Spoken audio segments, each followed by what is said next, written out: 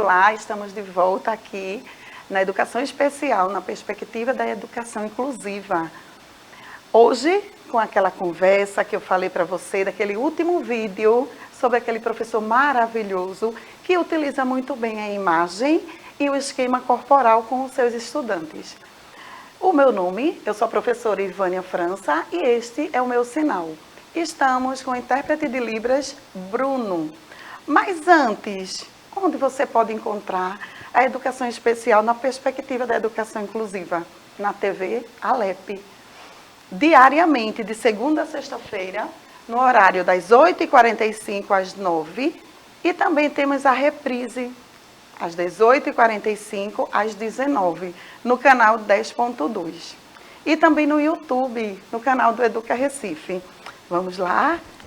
Então, agora vamos para essa conversa bem legal, bem interessante, para você família, para você professor da sala regular, perceber como podemos tratar desse assunto que é tão importante durante toda a vida. Vamos lá?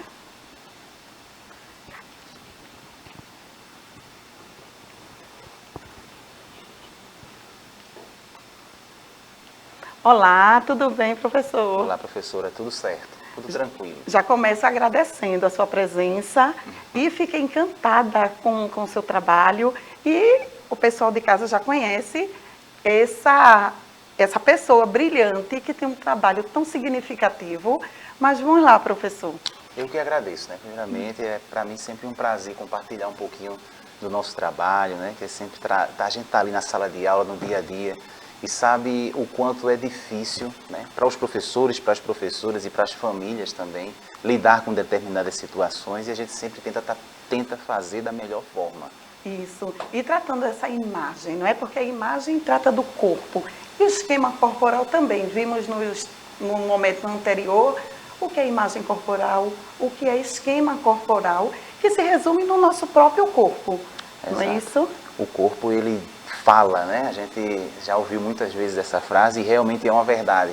Quando a gente se comunica, a gente não utiliza somente a voz, né? A gente não utiliza somente esse canal. O corpo, os movimentos, o comportamento, a forma como você se apresenta, ela diz muita coisa também. E aí, nos gestos e na forma como você se veste, né? Se a pessoa se veste, se participa de um determinado grupo cultural, a gente percebe a partir das roupas, do cabelo. Se a pessoa tem um determinado modo de falar, a gente consegue identificar também a região de onde ela veio. Então, tudo isso é um conjunto, né, que traz essa comunicação, que expõe, que expressa, né? A gente utiliza o corpo para se expressar também. É exatamente isso. Então, a partir dessa aprendizagem mesmo, porque a gente aprende com o outro, né? A gente se espelha e existem aquelas comparações. Claro. Não é isso? E às vezes, na família, é muito interessante aquela maneira mimosa de tratar seu filho, a sua filha, de fofinha ou qualquer termo que é bem familiar. Mas aí, essa criança, ela cresce, ela entra na fase da adolescência e talvez tenha algum prejuízo lá na frente. Lá na frente, é. A escola, né, quando a criança ela entra na escola, eu acho que é o primeiro espaço onde ela vai ter contato com diversas ideias, com diversas pessoas. Eu acho que ela começa realmente a viver em sociedade. O primeiro ponto seria ali a escola.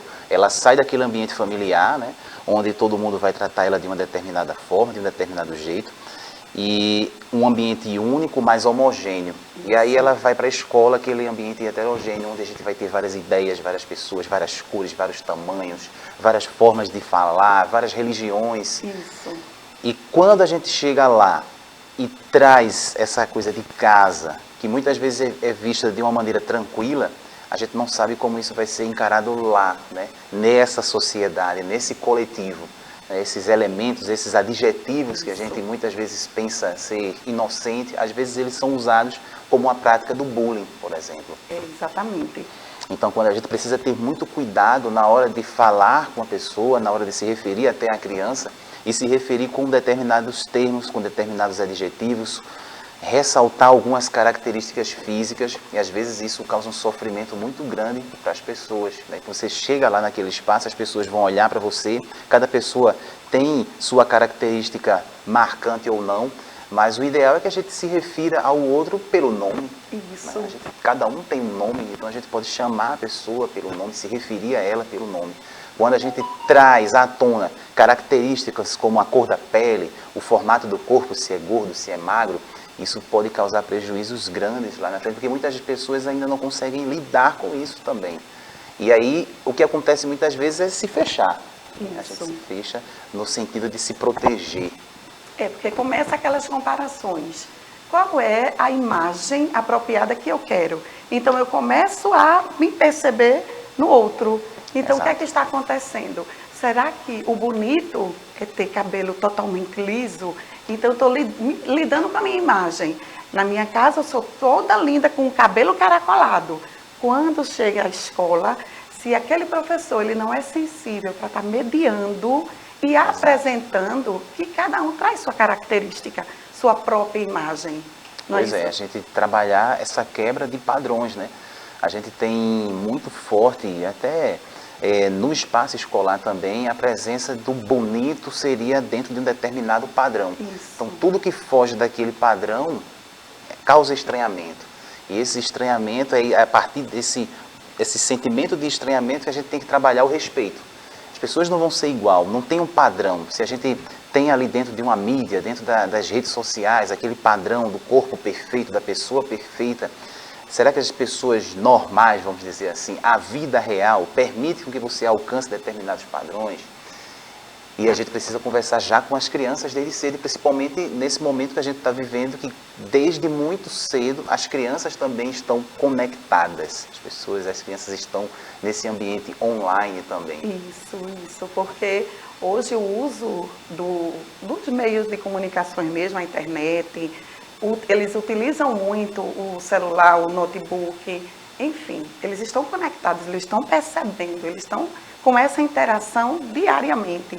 Então, hoje uma criança com 5 anos, estamos pós-pandemia, não é, professor? Exato. E eles tiveram acesso. Então, não é uma coisa mais que seja dita que não pode. Esse uso precisa, sim, ser acompanhado, isso sempre.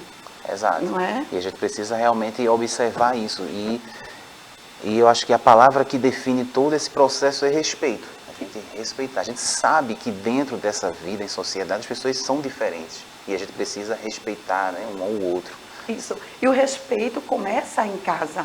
Porque quando você, família, oferece isso, aquela criança ela vai chegar na escola, principalmente com essa frase, com esse sentimento de respeitar o outro, que não vai encontrar ninguém igual. Exato. E o respeito ele começa justamente nisso, porque muitas vezes esses adjetivos, né, que as pessoas costumam dar às crianças em casa, eles são vistos de uma forma pejorativa, eles são usados para ofender o outro. Isso é muito triste.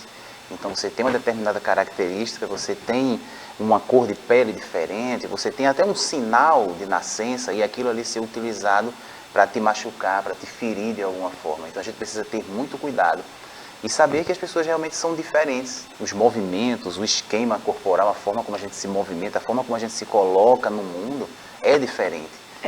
Quer passar uma mensagem, mas sempre diferente do outro. Cada um vai ter o seu jeito. E engraçado e interessante é que o corpo, ninguém chegou, eu acredito que não, falar como é que o corpo ele tem limites. A gente não aprendeu sobre isso, não é? Mas o corpo, num ambiente, ele tem seu limite. Você pode estar num ambiente e o seu corpo, ele reage diferente. Um sente frio, o corpo já avisa. Não é isso? Se você está mais feliz, se você está mais seguro, se você está mais tímido, né? E aí você se esconde, se você quer se proteger, se você está ali na ofensiva, não sabe, então você cruza os braços. Tem gente que vai se sentir mais leve. Isso. E movimentos que a gente utiliza até no dia a dia, normalmente, só que a gente nem se dá conta. Às vezes, não sei se já aconteceu contigo, às vezes a gente sofre um arranhão. E aí quando a gente sofre esse arranhão e a gente vai, por exemplo, tem alguma limitação, é como a gente começa a perceber, eita, eu uso isso aqui para escovar os dentes, eu uso essa parte do corpo para se movimentar dessa forma, para exercer determinada atividade. É exatamente isso. Quando ninguém dá nem tanto valor àqueles movimentos tão básicos, não é? Você pegar uma escova, como o professor trouxe, pega uma escova, escova os dentes, aquela autonomia de arrumar sua mochila de escola, de saber que é importante também lateralidade, o seu lado direito, o seu lado esquerdo. O que é que você faz com o seu braço? O que é que você faz com suas pernas? Serve para quê? Então, e esses movimentos, como é que acontece? Você reconhece seu corpo? Você reconhece o seu corpo no ambiente? Você identifica um objeto no seu lado esquerdo, no seu lado direito? Isso começa desde cedo, mas utilizamos na vida adulta. Com certeza, é importante a gente começar a levar para as crianças essas atividades de se conhecer também, né? De se abraçar, né? Quantas vezes a gente já fez isso? Muitas pessoas, as crianças não fazem, né? Isso. De você se abraçar, de você sentir o seu corpo. Às vezes um movimento como se espreguiçar, cruzar os dedos, levantar as mãos, a gente...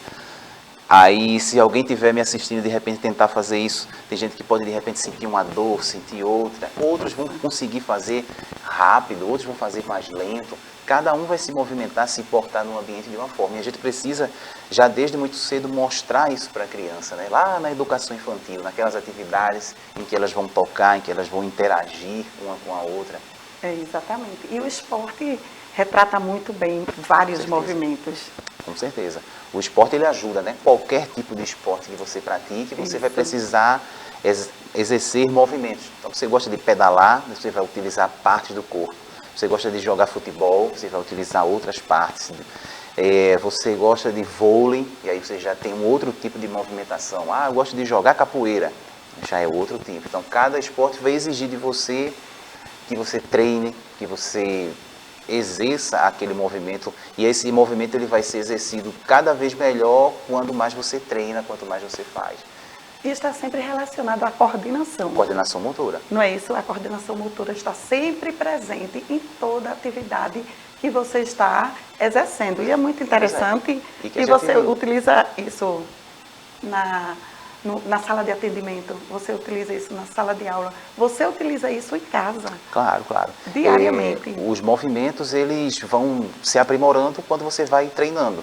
Então, eu poderia fazer um determinado movimento aqui, que eu poderia fazer de forma tranquila, mas, por exemplo, você poderia ter dificuldade em fazer. Com certeza. Teria que treinar mais. Isso. Até a roupa também que a gente usa, né? Se eu fosse fazer um movimento aqui de capoeira, eu teria que ter uma outra vestimenta mais leve, mais confortável. Então, tudo isso vai interferir nesse movimento também.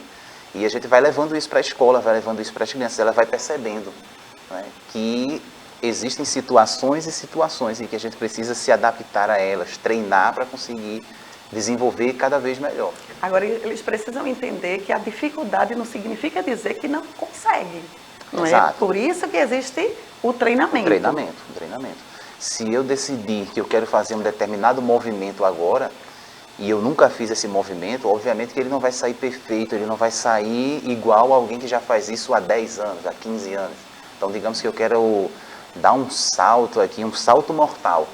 Não vai ser simples, eu não vou levantar aqui e conseguir fazer isso. Existe um passo a passo, existem pessoas que já fizeram, elas vão me ensinar, elas vão me acompanhar. Por isso que é importante na escola, nas atividades de movimento, a gente está de olho, a gente está mostrando, né? Ó, o caminho é esse, vamos devagar, cada um respeitando o seu limite, sua limitação, o seu espaço, e assim vai. E a gente vai chegando lá.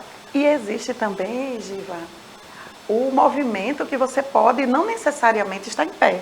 Exato. Não é isso? Mesmo sentado aqui, nesse ambiente aqui, da cintura para cima, eu tenho os membros onde eu posso desenvolver diversos movimentos. E esses movimentos podem ser coordenados ou não. Eu posso dizer uma música, pensar num ritmo, e aí a gente pode fazer. Então eu posso dizer assim, 1, 2, 3. Então,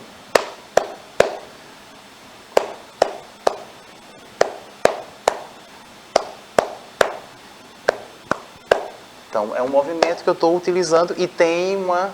Se eu vou repetindo isso várias vezes, eu posso estar brincando com outra pessoa aqui e estou usando as mãos. E esse ritmo, quem dá é você, professor, é você, família.